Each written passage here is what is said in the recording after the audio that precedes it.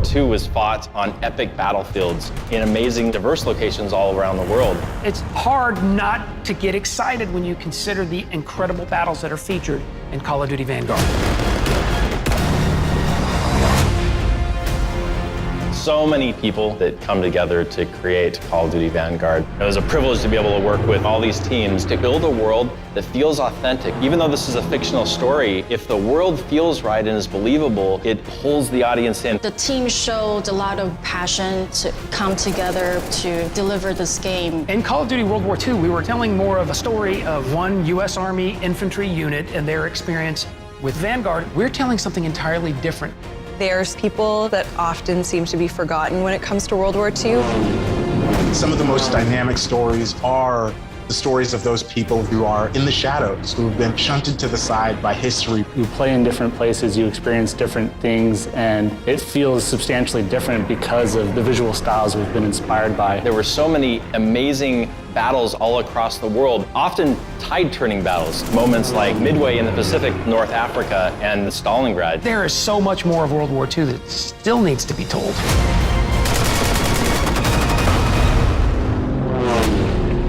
Call of Duty Vanguard focuses around a special forces team that is sent into the heart of Germany at the very tail end of the Second World War. What we were attempting to create was an origin story for special operators. The stakes are pretty high as they're trying to end the Reich once and for all. We see these characters who've all done incredible things. The reason that they're put into this situation is because time is of the essence, and they can get into Germany much faster than a conventional military could.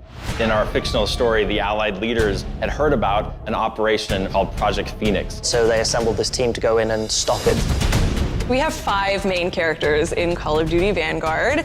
We have Arthur Kingsley, Paulina Petrova, Lucas Riggs, Wade Jackson, and Richard Webb. It was quite a challenge to make sure that each one of them was special in their own way, and I think we really achieved that. Our team leader is Arthur Kingsley. Arthur Kingsley starts the war as a British paratrooper. We based him on Sidney Cornell, who was Afro-British, and he served in the British 6th Airborne Division. His journey is really all about becoming a leader during the events of Operation Tonga. He is, I think, one of the most creative and complex characters that I certainly have ever encountered in games. To see a character like Arthur Kingsley exist, particularly in a Call of Duty franchise, it just blows my mind. Paulina Petrova is our Soviet sniper. Her character is inspired by Lyudmila Pavlyuchenko. Lyudmila became a sniper. She ultimately earned the nickname Lady Death. Paulina's transformation as her city gets destroyed, emotionally, it's such a big change for her. She doesn't start the story as a soldier. She becomes a soldier by the situation. Paulina walks through the world with a very single-minded focus, the desire for revenge. And she becomes infamous to the Germans and a kind of symbol for the Russians.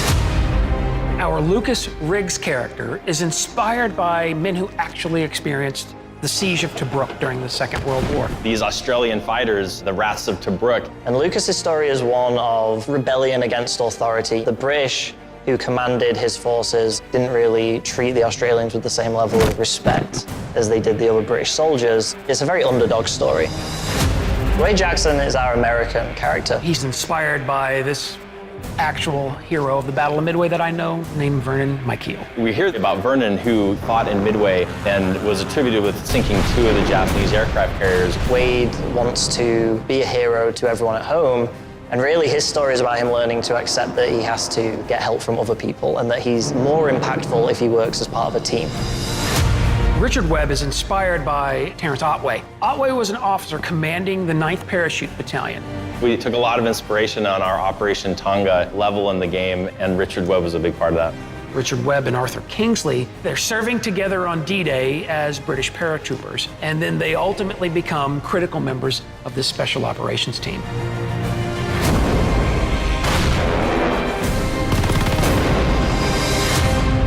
Through artistic lens, we want to create the war-torn world in a poetic way. We want you to feel a sense of grandeur. Something that's common among all these teams is trying to bring this world to life. The audio team went out into the desert and recorded dive bombers. We landed the plane and climbed in the cockpit and did all the Foley recording. Our lighting team did the same thing. There were these wildfires in California. Our senior lighter decided to take his equipment and just go out and capture the sky. I immediately thought about we can use this for Stalingrad summer level. I feel really lucky to get to work with our narrative team. Which started out as Steven and Brent, and then they brought on myself and Tochi. There's so many different people from so many different backgrounds, each doing their own part. So to be able to witness that progression and to now be a part of that progression from the creator's standpoint, it's very empowering. It just ended up being such a wonderful melting pot of people and ideas and perspectives that all came together to work so well to craft something that we're all really happy with. Working with actors, they really bring extra elements to the characters that we don't necessarily have when they're just words on a page, and then they really bring them to life during our performance capture sessions. And then we put it straight into our game. You know about Wade, but they haven't caught him yet.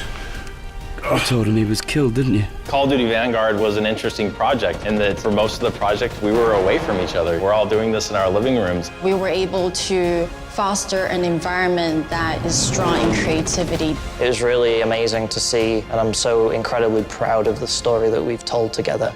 The teams go to exceptional lengths to bring this world to life in a real and authentic way. It's all about trying to give an immersive experience to our player. I want the player to feel like they are a part of this team. To really feel like they're on that journey with them. November 5th is right around the corner, and I'm so excited for our fans and new players to Call of Duty to be able to experience World War II in a way they've never experienced it before.